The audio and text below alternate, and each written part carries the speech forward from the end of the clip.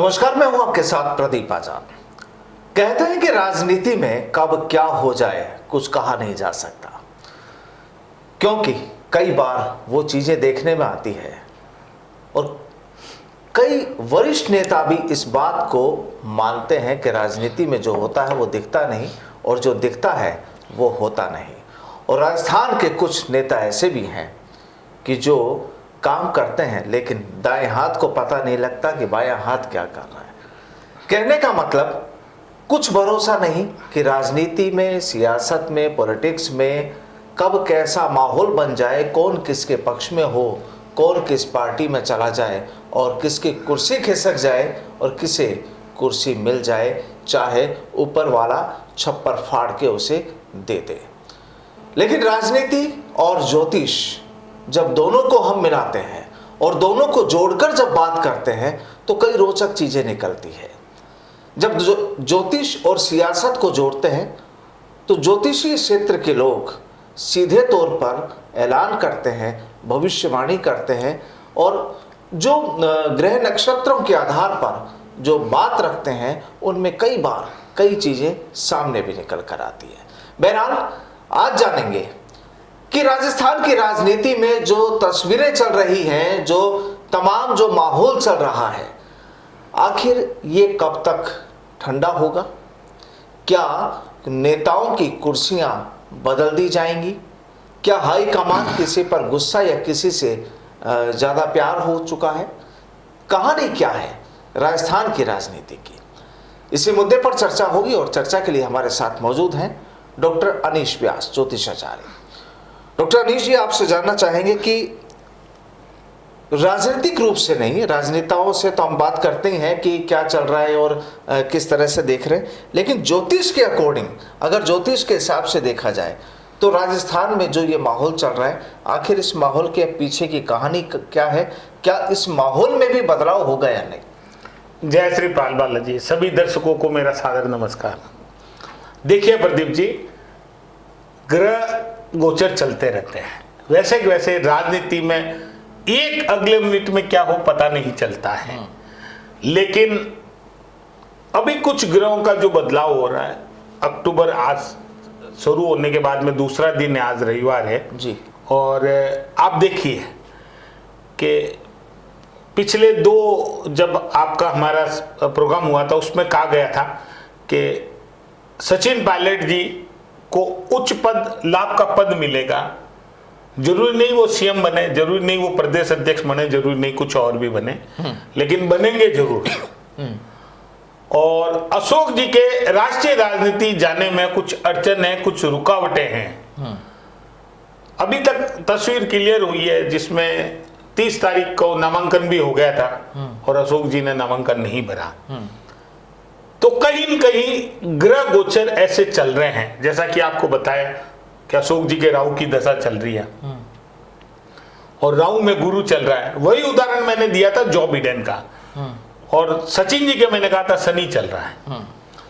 तो कहीं न कहीं ग्रह गोचर का बहुत बड़ा जन्म कुंडली के हिसाब से होता है और वो आपके क्रियाकलाप आपकी जिंदगी में होता है। अब जहां तक आप बात कर रहे हैं राजस्थान की राजनीति में, मैं फिर स्पष्ट करना चाहता हूं कि आज 2 अक्टूबर को बुध उदय हो गया है, अस्त हो गया था, उदय हो गया है। और जैसे जैसे बुध और सूर्य की दूरी हुई, बुध अस्त से उदय हुआ है। बुध बुद्धि देता है, व्यापार कम्युनिकेशन का कारक है, संचार का कारक है, गणेश जी से जुड़ा हुआ बुध ग्रह है। अब राजनीति में सबसे इंपॉर्टेंट होती है बुद्धि। कौन किसको स देगा, कौन किसको मात देगा। पर आपने पिछले 2-3 दिनों में देखा होगा कि राष्ट्रीय राजनीति में एक भूचाल आया था राजस्थान की राजनीति के कारण जी। जो 70 दिनों में उलटफेर की बात कही थी वो बिल्कुल पूरी तरह सच हुई। आगे भी मैं आपको कहना चाह रहा हूं, फिर आज आपके इस चैनल पे कह रहा हूं, अशोक जी राष्ट्रीय राजनीति में जाएंगे, लेकिन अभी थोड़ी अड़चन है। और रहा सचिन पायलट जी का, तो सचिन पायलट जी को उच्च पद यानी बड़ा पद मिलेगा और मिलने वाला है। तो राजस्थान में या राजस्थान से बाहर? मैं राजस्थान की पहले बात करूं तो सचिन जी की जो कुंडली है, राजस्थान में बड़ा पद मिलेगा। और एक संभावना और है, ग्रह गोचर के अनुसार हो सकता है सचिन जी को कांग्रेस राष्ट्रीय संगठन में बड़ा पद मिल जाए। ये संभावना बन गई है, क्योंकि जब पिछली बार आपके यहाँ हुआ था तब मैंने ग्रहों की और कुंडली के आधार पर सचिन जी की कुंडली का प्रेडिक्शन किया था। तो ये सच है कि कहीं न कहीं अशोक जी का नामांकन नहीं बढ़ना और मुख्यमंत्री पद पे बना रहना इस बात का संकेत था कि सचिन जी को कोई न कोई लाभ का पद मिलेगा। तो अभी क्या लगता है कि राजस्थान में क्या जो मुख्यमंत्री बदलाव की जो चर्चाएं चल रही है, क्या होगा ऐसा? नहीं, देखिए, मुख्यमंत्री का बदलाव तो नहीं होगा, क्योंकि अशोक जी की कुंडली में 4 ग्रह स्व राशि के हैं और गजकेसरी योग है। गजकेसरी योग सचिन जी की कुंडली में भी है, लेकिन 4 ग्रह शत्रु राशि के भी हैं और मेन दशा भी देखी जा रही है। अशोक जी के राहु चल रहा है, राहु राजनीति का कारक है, और सचिन जी के शनि चल रहा है, शनि कर्म का कारक है। तो कहीं न कहीं अशोक जी इस समय कुंडली के हिसाब से मजबूत स्थिति में है, लेकिन सचिन जी की कुंडली भी बहुत मजबूत है। तो सचिन जी को बड़ा पद मिलने वाला है और आगामी आने वाले 5 दिनों में बड़ा पद मिलने वाला है। मतलब लगभग यूं मान के चलें कि अगले इस महीने के 1 सप्ताह के अंदर अंदर, हाँ, आप मानिए प्रथम सप्ताह में, हम तो बात करें प्रथम सप्ताह में हो सकता है कि सचिन जी को बड़ा पद मिल जाए और 1-2 दिन में स्थिति भी क्लियर हो जाए। नहीं, लेकिन सवाल ये है कि जो बड़ा पद है वो दिल्ली की राजनीति में या राजस्थान की राजनीति? देखिए, पहली संभावना तो राजस्थान की कंफर्म है। तो बड़ा पद अब यहाँ क्या हुआ? प्रदेश अध्यक्ष बड़ा पद है। आपको लगता है वो डिप्टी तैयार सीएम, होंगे? डिप्टी सीएम भी एक बड़ा पद है, ठीक है, बड़ा पद है। अगर गृह मंत्री बने वो भी एक बड़ा पद है। पद कभी छोटा नहीं होता है। अगर गृह मंत्री बने तो भी बड़ा पद है। लगता है कि राजस्थान में गृह मंत्री हो सकते हैं? क्यों नहीं हो सकते? राजनीति में सब कुछ जायज है। राजनीति में कब क्या हो जाए, कौन सा नया पद बन जाए, ये कोई नहीं कह सकता। ये राजनीति है। तो आप ये बात मान के चलें, प्रदेश अध्यक्ष भी बहुत अच्छी और बड़ी पद होती है, उप मुख्यमंत्री भी बड़ी पद होती है, गृह मंत्री भी बड़ा होता है। आप देखें, मोदी प्रधानमंत्री है तो अमित शाह गृह मंत्री है, बड़ा पद है। लेकिन जेपी नड्डा राष्ट्रीय अध्यक्ष है। तो है सब बराबर, इक्विवेलेंट है। आप देखिए टीम। लेकिन अब जो संगठन वाली जो बात है, ये जयपुर की बात हो गई, अब आप ये कह रहे हैं कि राष्ट्रीय संगठन में भी बड़े लेवल पर, तो जब यहाँ पर पद है तो फिर कैसे? देखिए, मैं आपको स्पष्ट कहना चाहूंगा, सचिन जी की कुंडली है वो वाकई में बड़ी पावरफुल कुंडली है और ये अतिशयोक्ति है कि सचिन जी को अगर उन्होंने कह दिया कि नहीं मैं प्रदेश अध्यक्ष रह चुका हूं तो उन्हें राष्ट्रीय राजनीति में ले लिया जाएगा। मेरा जो प्रेडिक्शन है वो यही है कि सचिन जी को लाभ का पद मिलेगा और बड़ा पद मिलेगा अगले 7 दिनों में। अगले 7 दिनों में। बिल्कुल ठीक है। तो कुल मिलाकर ये माहौल जो राजस्थान में जो अब चल रहा है, ये मान के चलें कि अगले 7 दिनों में ये पूरा जो माहौल है ये चैप्टर क्लोज हो जाएगा। ये चैप्टर भी क्लोज हो जाएगा, कुछ फेरबदल भी होगा।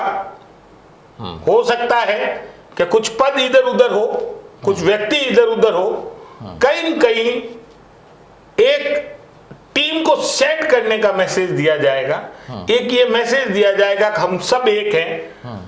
इस पूरे जो नाटक हुआ है उसको कंट्रोल किया जाएगा। और जैसा कि मैंने आपको बताया था कि संगठन में बड़ा बदलाव होगा और वही हुआ। तो ज्योतिष आपके आने वाले कल के बारे में जानकारी देता है। ज्योतिष कोई जादू की छड़ी नहीं है। ज्योतिष सिर्फ आपको एक सलाह के रूप में तो आपको लेना चाहिए। आपको क्या लगता है कि ये तमाम इन प्रक्रियाओं के बाद राजस्थान में कांग्रेस मजबूत होगी? देखिए, मैं आपको फिर कह दूं कि आने वाले 7 सालों के लिए तो मोदी प्रधानमंत्री हैं। ये मैं आपके टीवी चैनल में साल भर पहले कह चुका हूं। और अगर मोदी अपना इस्तीफा देंगे तो स्वास्थ्य कारणों से देंगे। भगवान करे उनका स्वास्थ्य हमेशा स्वस्थ रहे। जी, बिल्कुल। लेकिन इस बार जो है वो सरकार चेंज होगी राजस्थान में और कई जगह चेंज होगी और काफी जगह जो है वो उतार चढ़ाव की स्थिति होगी। लेकिन राजस्थान की जो एक पुरानी परंपरा चली आ रही है कि 5 साल ये सरकार 5 साल दूसरी सरकार, तो वो परंपरा कायम रहेगी। अच्छा, वो कायम रहेगी। वो कायम रहेगी, चाहे कांग्रेस कितनी ही मजबूत हो जाए, कितना ही एका हो जाए, वो तो कायम रहेगी। तो लेकिन झगड़े तो चलेंगे इस हिसाब से। देखो चलेंगे। और ये भी एक बहुत बड़ी बात कह दूं कि इस बार कांग्रेस और भारतीय जनता पार्टी में मुख्यमंत्री का चेहरा भी नया होगा। तो कांग्रेस तो यहाँ रहेगी नहीं। मैं चुनाव की बात कर रहा हूं, चुनाव लड़ने की बात कर रहा हूं। अब यह चुनाव कोई मुख्यमंत्री कैंडिडेट बताकर नहीं लड़ा जाएगा, ना कांग्रेस में ना बीजेपी में। इस बार चुनाव लड़ा जाएगा पार्टी के नेतृत्व के आधार पर। कांग्रेस और भारतीय जनता पार्टी में जो भी इस बार चुनाव होंगे वो इस बार पार्टी के आधार पर लड़े जाएंगे, व्यक्ति के आधार पर नहीं लड़े जाएंगे। ठीक है। तो कुल मिलाकर देखिए, ये एक आकलन है, ज्योतिषी आकलन है, और कुंडली के आधार पर, ग्रह नक्षत्र के आधार पर डॉक्टर अनीश व्यास ने जो तमाम जो जानकारी दी है, जाहिर सी बात है कि खैर ये तो सभी जानते हैं कि राजनीति में कब क्या हो जाए कुछ पता नहीं। लेकिन आज जब हम लोग बात कर रहे हैं और उस समय के जो ग्रह कुंडली और नक्षत्र और तमाम जो ज्योतिषीय आकलन जो है, वो जो कहानी कहता है, वो जो बात कहता है, वो यहाँ पर डॉक्टर अनीश व्यास ने जाहिर की है। बहरहाल देखते हैं कि आने वाले, यानी ये बात तो है कि आने वाले 7 दिन राजस्थान की राजनीति के लिए काफी अहम होंगे। मैं फिर आपके टीवी चैनल पे कहना चाहता हूं, आने वाले 7 दिन ज्योतिष के हिसाब से भी बहुत महत्वपूर्ण है, ग्रहों के हिसाब से भी महत्वपूर्ण है, क्योंकि अक्टूबर माह में 5 ग्रह राशि परिवर्तन करेंगे। ठीक है, अक्टूबर माह में शनि भी अपनी राशि परिवर्तन करेंगे। ठीक है, और शनि मार्गी भी होंगे। तो कहीं न कहीं शनि बहुत बड़ी भूमिका निभाता है ज्योतिष में, और मंगल भी, शुक्र भी, सूर्य भी और बुध, तो ये राजनीति के कारक है। और फिर बताना चाहूंगा, राहु इस समय मेष राशि में है, मंगल की राशि में, केतु शुक्र की राशि तुला में है, और गुरु इस समय अपनी स्वयं की राशि मीन में वक्री है, शनि अपनी स्वयं की राशि मकर में वक्री है। तो मैंने पहले भी कहा है कि अगस्त, सितंबर, अक्टूबर, नवंबर राजनीति में बड़ा फेरबदल लेकर आएंगे, वाद विवाद की स्थिति बनेगी, सरकारें चेंज होगी, मुखिया चेंज होंगे, संगठन में परिवर्तन होगा, ये सब होगा और हो भी रहा है। तो बिल्कुल बहरहाल इंतजार रहेगा। देखिए अगले 7 दिनों का, उस 7 दिन के बाद हम वापस मिलेंगे, वापस डॉक्टर अनीश व्यास से जानेंगे कि वाकई इनकी जो भविष्यवाणी थी वो कितनी सटीक रही।